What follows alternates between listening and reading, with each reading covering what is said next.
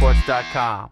Real pleased with the 18 signees for today. The Gators got better today. Excited about bringing these young men into our program in a short period of time.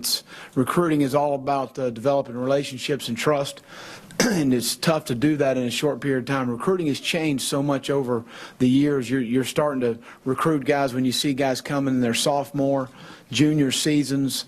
You start recruiting, you're building that relationship for a year, 2 and 3 years.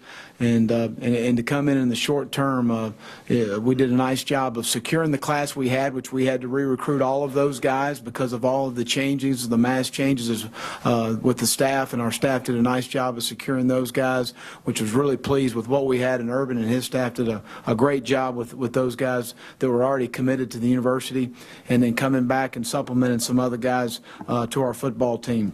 We'll know about this entire class in 2 or 3 years, and I'm going to say the same thing next year. In 2 or 3 years, we'll know about what kind of class this was, not today. All right, so today's not the day to judge anything we do, and you can put that in your tape recorder because I'm going to say the same thing next year.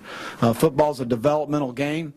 We have an outstanding strength staff and an outstanding coaching staff, and it's our job when they get these young men on campus is to develop them on and off the field to being good football players and good citizens and good students at the University of Florida, and that's what we plan on doing. We could have signed 25 initials, and I held it at 18 there with some other possibilities. We have 7 mid-years that are in here: Jeff Driscoll, A.C. Leonard, Jay McCroy, Mike Blakely, Pop Saunders, Clay Burton, and Kyle Christie. Of course, Marcus Roberson sent his NLI in this morning. Was excited to get him as a bigger corner. We've got more length at the corner position.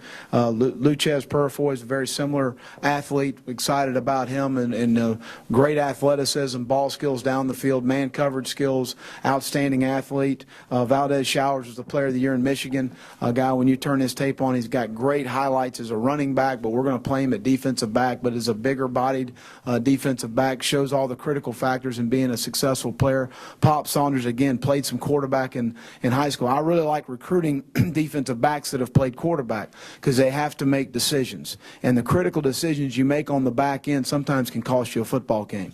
So I like the fact that this guy's had to make decisions with the ball in his hands, and I really like his athleticism in the few days we've been able to watch some of the workouts.